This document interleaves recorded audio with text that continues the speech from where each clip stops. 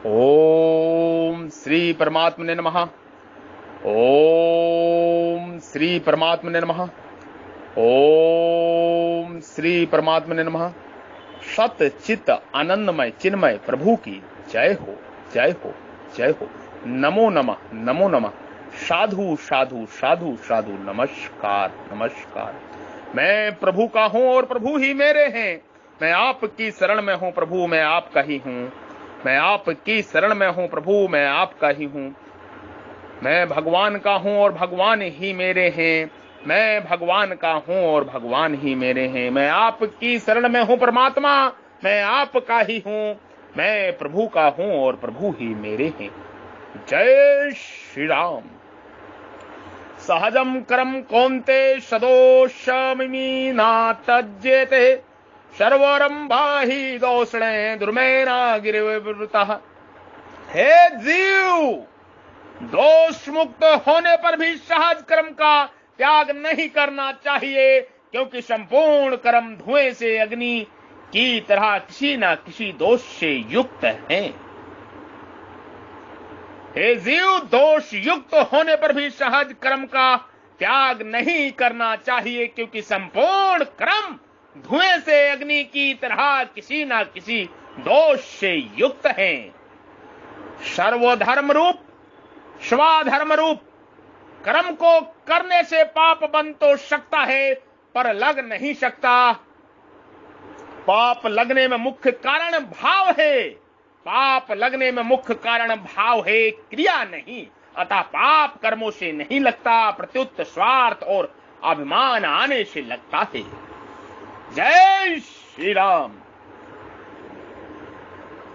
यह कहा गया है कि स्वभाव के अनुसार शास्त्रों ने जो कर्म नियत किए हैं, उन कर्मों को करता हुआ मनुष्य पाप को प्राप्त नहीं होता। इससे सिद्ध होता है कि स्वभाव नियत कर्मों में भी पाप क्रिया होती है। अगर पाप क्रिया ना होती तो पाप को प्राप्त नहीं होता, यह कहना ही नहीं बनता। अतः यहाँ भगवान कहते हैं कि जो सहज कर्म है उनमें कोई दोष भी नहीं आ जाए, उनमें कोई दोष भी आ जाए तो भी उनका त्याग नहीं करना चाहिए, क्योंकि सब के सब कर्म धुएं से अग्नि तरह दोष से आवर्त हैं। सहजम कर्म कौन्ते सदोषमपि न त्यजेते।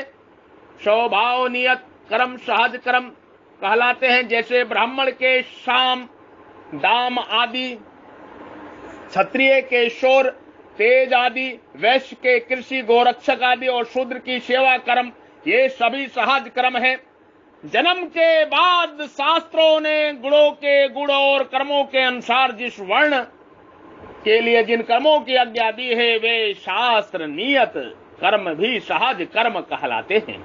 जैसे ब्राह्मण के लिए यज्ञ करना और कराना, पढ़ना और पढ़ाना आदि, क्षत्रिय के लिए यज्ञ कराना, दान करना आदि, वैश्य के लिए यज्ञ कराना आदि और शूद्र के लिए सेवा, सहज कर्म में ये दोष है। परमात्मा और परमात्मा का अंश ये दोनों ही स्व स्व स्व तथा प्रकृति और प्रकृति का कार्य शरीर आदि, ये दोनों ही पर हैं। परंतु परमात्मा का अंश स्वयं प्रकृति के वश होकर स्वतंत्र हो जाता है, अर्थात क्रिया मात्र प्रकृति में होती है और उस क्रिया को यह अपने में मान लेता है, तो स्वतंत्र हो जाता है, गुलाम हो जाता है। यह प्रकृति के स्वतंत्र होना ही महान दोष है। प्रत्येक कर्म में कुछ ना कुछ अनुसंगिक अनिवार्य हिंसा आदि दोष होते ही हैं। कोई भी कर्म किया जाए वह कर्म किसी के अनुकूल और किसी के प्रतिकूल होता ही है। किसी के प्रतिकूल होना भी दोष है। प्रमाद आदि दोषों के कारण कर्म के करने में कमी रह जाना अथवा करने की विधि भूल हो जाना भी दोष है। अपने सहज कर्म में दोष भी हो तो भी उसको नहीं छोड़ना चाहिए। इसका तात्पर्य जैसे ब्राह्मण के कर्म जितने सौम्य हैं उतने ब्रह्मोत्तर वर्ण में कर्म सौम्य नहीं है, परंतु सौम्य न होने पर भी वे कर्म दोषी नहीं माने जाते। अर्थात ब्राह्मण के सहज कर्मों की अपेक्षा क्षत्रिय, वैश्य आदि के सहज कर्मों में गुणों की कमी होने पर भी उस कमी का दोष नहीं लगता और अनिवार्य हिंसा आदि भी नहीं लगते, प्रत्युत उनका पालन करने से लाभ होता है, कारण कि वे कर्म उनके स्वभाव के अनुकूल होने से करने में सुगम और शास्त्र विहित है। जय जय श्री राम। ब्राह्मण के लिए भिक्षा बताई गई है। देखने में भिक्षा निर्दोष दिखती है, पर उसमें भी दोष आ जाते हैं। जैसे किसी गृहस्थ के घर पर कोई भिक्षुक खड़ा है और उसी समय दूसरा भिक्षुक आ जाता है तो गृहस्थ को भार लगता है। भिक्षुक में परस्पर ईर्ष्या होने की संभावना रहती है। भिक्षा देने वाले घर में पूरी तैयारी नहीं है तो उसको भी दुख होता है। यदि कोई गृहस्थ भिक्षा देना चाहता और उसके घर में भिक्षुक चला जाए तो उसको बड़ा कष्ट होता है। अगर वह भिक्षा देता है तो खर्चा होता है और नहीं देता तो भिक्षुक निराश होकर चला जाता है। इससे उस गृहस्थ को पाप लगता है और वो बेचारा उसमें फंस जाता है। उस प्रकार यद्यपि भिक्षा में भी दोष होते हैं तथापि ब्राह्मण को उसे छोड़ना नहीं चाहिए। जय श्री राम। ब्राह्मण का कर्म है भिक्षा लेना और ज्ञान का प्रचार प्रसार करना। क्षत्रिय के लिए न्याय युक्त युद्ध प्राप्त हो जाए तो उसको करने से क्षत्रिय पाप नहीं लगता, यद्यपि युद्ध रूप कर्म में दोष है क्योंकि उसमें मनुष्यों को मारना पड़ता है, तथापि क्षत्रियों के लिए सहज और सहज शास्त्र विहित होने से दोष नहीं लगता। ऐसे ही वैश्य के लिए खेती करना बताया गया है। ऐसे ही वैश्य के लिए खेती करना बताया गया है। खेती करने में बहुत से जंतुओं की हिंसा होती है, परंतु वैश्य के लिए सहज और शास्त्र विहित होने से हिंसा का इतना दोष नहीं लगता, इसलिए सहज कर्मों को छोड़ना नहीं चाहिए। सहज कर्मों को करने में दोष पाप नहीं लगता, यह बात ठीक है, परंतु इन साधारण सहज कर्मों से मुक्ति कैसे हो जाएगी? वास्तव में मुक्ति होने में सहज कर्म बाधक नहीं है। कामना, आसक्ति, स्वार्थ, अभिमान आदि से ही बंधन होता है और पाप भी इन कामना आदि के कारण से ही होते हैं। इसलिए मनुष्य को निष्काम भाव पूर्वक भागवत प्राप्त्यर्थ सहज कर्मों को करना चाहिए, तभी बंधन छूटेगा। सर्वारंभा ही दोषेन्द्रुमेना गिना निवर्तः। जितने भी कर्म वे सब के सब सदोष ही हैं। जैसे आग सुलगाई जाए तो आरंभ में धुआं होता ही है। कर्म करने में देश, काल, घटना, परिस्थिति आदि की स्वतंत्रता और दूसरों की प्रतिक्रिया भी दोष है, परंतु स्वभाव के अनुसार शास्त्रों ने आज्ञा दी है। उस आज्ञा के अनुसार निष्काम भाव पूर्वक कर्म करता हुआ मनुष्य पाप का भागी नहीं होता। इसी से भगवान जीव से मानो यह कह रहे हैं, भैया तू जिस युद्ध रूप क्रिया को घोर कर्म मान रहा है वह तेरा धर्म है, क्योंकि न्याय से प्राप्त हुए युद्ध को करना क्षत्रिय का धर्म है। इसके सिवाय क्षत्रियों के लिए दूसरा कोई श्रेय का साधन नहीं है। गीता के दूसरे अध्याय का 41वां श्लोक। निषिद्ध कर्म में आसक्ति होने से अथवा निषिद्ध रीति से भोगने के कारण ही विहित कर्म कठिन प्रतीत होता है। वास्तव में विहित कर्म सहज स्वाभाविक है, इसमें परिश्रम नहीं है।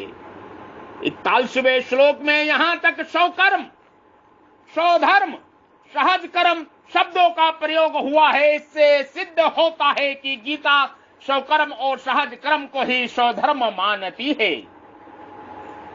विहित कर्म करने में दोष तो होता है, पर कामना, सुख बुद्धि, भोग बुद्धि न रहने से दोष लगता नहीं। तात्पर्य है कि दोष लगना या ना लगना कर्ता की नियत पर निर्भर है, भाव पर निर्भर है।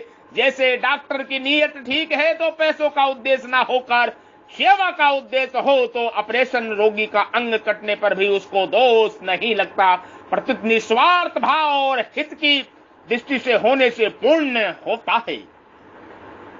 अब भगवान संख्या योग का प्रकरण आरंभ करते हुए संख्या योग के अधिकारी को वर्णन करेंगे।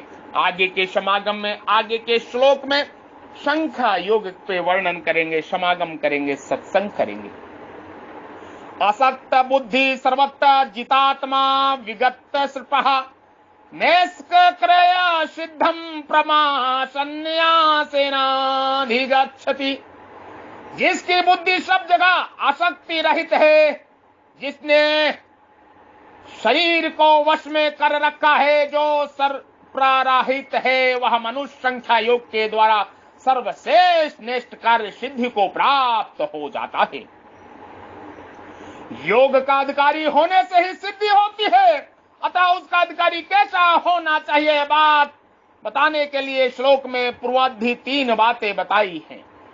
असक्त बुद्धि सर्वत्र, जिसकी बुद्धि सब जगह आसक्ति रही तथा देश काल घटना परिस्थिति वस्तु व्यक्ति क्रिया पदार्थ आदि किसी में भी जिसकी बुद्धि लिप्त नहीं होती। जितात्मा, जिसने शरीर पर अधिकार कर लिया है, अर्थात जो आलस्य प्रमाद आदि से शरीर के वशीभूत नहीं होता, प्रत्युत अब इसको अपने वशीभूत रखता है। तात्पर्य है कि वह किसी कार्य को अपने सिद्धांत पूर्वक करना चाहता है तो इस कार्य में शरीर तत्परता से लगा जाता है, और किसी क्रिया घटना आदि से हटना चाहता है तो वह वहां से हट जाता है। इस प्रकार जिसने शरीर पर विजय कर ली है वह जितात्मा कहलाता है।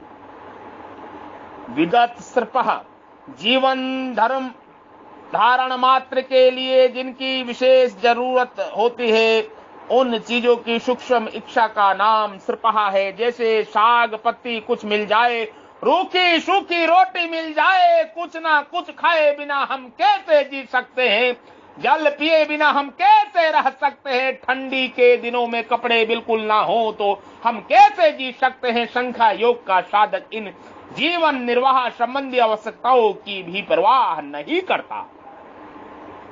तात्पर्य हुआ कि संख्या योग में चलने वालों को जड़ता का त्याग करना पड़ता है। उस जड़ता का त्याग करने में उपयुक्त 3 बातें आई हैं। असक्त बुद्धि होने से वह जितात्मा हो जाता है, जितात्मा होने से वह विगत सृपहा हो जाता है, तब वह संख्या योग का अधिकारी हो जाता है। नैष्क्रिया सिद्धम प्रमासन्यासेनाधिगच्छति। ऐसा असक्त बुद्धि जितात्मा और विगत सृपहा पुरुष संख्या योग के द्वारा परम नैष्क्रिय सिद्धि अर्थात नैष्क्रिय रूप परमात्मा तत्व को प्राप्त हो जाता है। कारण की क्रिया मात्र प्रकृति में होती है, और जब स्वयं का उस क्रिया के साथ लेश मात्र भी संबंध नहीं रहता, तब कोई भी क्रिया और उसका फल उस पर किस मात्र भी लागू नहीं होता। अंत उसमें जो स्वाभाविक स्वतः सिद्धि निष्कर्मता निर्लिप्तता है वह प्रकट हो जाती है। नैष्क्रिय सिद्धि का अर्थ है कर्म स्वतः कर्म हो जाए, कर्मों के साथ बिल्कुल संबंध ना रहे, कर्म होते हुए भी लिप्तता ना रहे। कर्मणे कर्माता पश्यदे कर्मणि कर्मया, कर्मों को न करना निष्कर्मता नहीं है। गीता के 3 अध्याय का 4 श्लोक प्रत्युत कर्म करना तो साधक के लिए आवश्यक है। गीता 6 अध्याय का 3 श्लोक। असक्त बुद्धि सर्वत्र जितात्मा विगत सृपहा, यह कर्म योगी सिद्धि है। गीता के 2 अध्याय का 71वां श्लोक, जिस पर होने पर कर्म योगी संख्या योग में जाता है। गीता के 5वें अध्याय का 6वां श्लोक, और संख्या योग से निष्क्रिय कार्य सिद्धि प्राप्त करता है। इस प्रकार कर्म योग से जो निष्क्रिय कार्य सिद्धि होती है, न कर्मणाम वृद्ध क्रम्य पुरुषसंतः, पर भक्ति योग से परम निष्क्रिय सिद्धि होती है। कर्म योग तो ज्ञान योग तो निष्ठा है, लोकाशिमा विद्या निष्ठा, पर कर्म योग ज्ञान योग परा निष्ठा है। भक्ति से ही होगी निष्ठा गणस्य या परा। तात्पर्य है कि परम निष्क्रिय सिद्धि तो परा निष्ठा दोनों भक्ति से ही होती है। अब उस परम सिद्धि को प्राप्त करने की विधि बताने की प्रतिज्ञा करते हैं। सिद्धिम प्राप्तो यथा ब्रह्मो तथा नोक्ति निबोधमय समासेनो कौन्ते निष्ठा गणस्य या परा। हे जीव, सिद्धि अंतकरण की शुद्धि को प्राप्त हुआ साधक ब्रह्मा को, जो कि ज्ञान की परानिष्ठा है, जिस प्रकार से प्राप्त होता है उस प्रकार को तुम मुझसे संक्षेप ही समझो। सिद्धम प्राप्तो यथा ब्रह्मा तथा नप्ते निबोधम, यह सिद्धि नाम अंतकरण की शुद्धि का है, जिसका वर्णन और श्लोक में आए अशक्त बुद्धि जितात्मा और विगत सृपहा पदों से हुआ है, जिसका अंतकरण इतना शुद्ध हो जाता है कि उसमें किस मात्र भी किसी प्रकार की कामना, ममता, आसक्ति नहीं रही। उसके लिए कभी किस मात्र भी किसी वस्तु, व्यक्ति, परिस्थिति आदि की जरूरत नहीं पड़ती, अर्थात उसके लिए कुछ भी प्राप्त करना बाकी नहीं रहता, इसलिए उसको सिद्धि कहा गया है।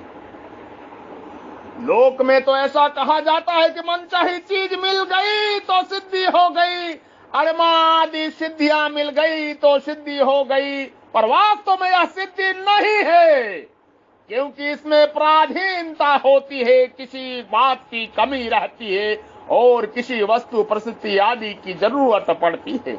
अतः जिस सिद्धि में किस मात्र भी कामना पैदा न हो वही वास्तव में सिद्धि है। जिस सिद्धि के मिलने पर कामना बढ़ती है रहे वह सिद्धि वास्तव में सिद्धि नहीं है, प्रत्युत एक बंधन ही है। अंतकरण की शुद्धि रूप सिद्धि को प्राप्त हुआ साधक ही ब्रह्मा को प्राप्त होता है। वह जिस क्रम से ब्रह्मा को प्राप्त होता है उसको मुझसे समझ, निबोध में। कारण की संख्या योग की जो सार बातें हैं वे संख्या योगी के लिए अत्यंत आवश्यक है। इन बातों को समझने की बहुत जरूरत है। निबोध पद का तात्पर्य है कि संख्या योग में क्रिया और सामग्री की प्रधानता नहीं है, किंतु उस तत्व को समझने की प्रधानता है। उस अध्याय के 13वें श्लोक में भी संख्या योग के विषय में निबोध पद आया है। समासेनेयो कौन्ते निष्ठा गणेश्या परा, संख्या योग की जो आखिरी स्थिति है जिससे बढ़कर साधक की कोई स्थिति नहीं हो सकती, वही ज्ञान की परानिष्ठा कही जाती है। उस परानिष्ठा की अर्थात ब्रह्मा को संख्या योग का साधक जिस प्रकार से प्राप्त होता है उसको मैं संक्षेप में कहूंगा, अर्थात उसकी सार बातें कहूंगा। यहां सिद्धम पद का अर्थ है साधन रूप कर्म योग से होने वाली अंतकरण की पूर्ण शुद्धि, जिसकी प्राप्ति के बाद कर्म योगी ज्ञान योग में अथवा भक्ति योग में कहीं भी जा सकता है। तवत्त कर्माणि वित्तः न निर्विद्यत यवतः मतक्कत्ता श्रवण वदो या श्रद्धावंत जयंत है। तभी तक कर्म करना चाहिए जब तक भोग से वैराग न हो जाए, तभी तक कर्म करना चाहिए जब तक भोग से वैराग न हो जाए, तथा जब तक मेरी लीला कथा के श्रवण कीर्तन आदि में श्रद्धा न हो जाए।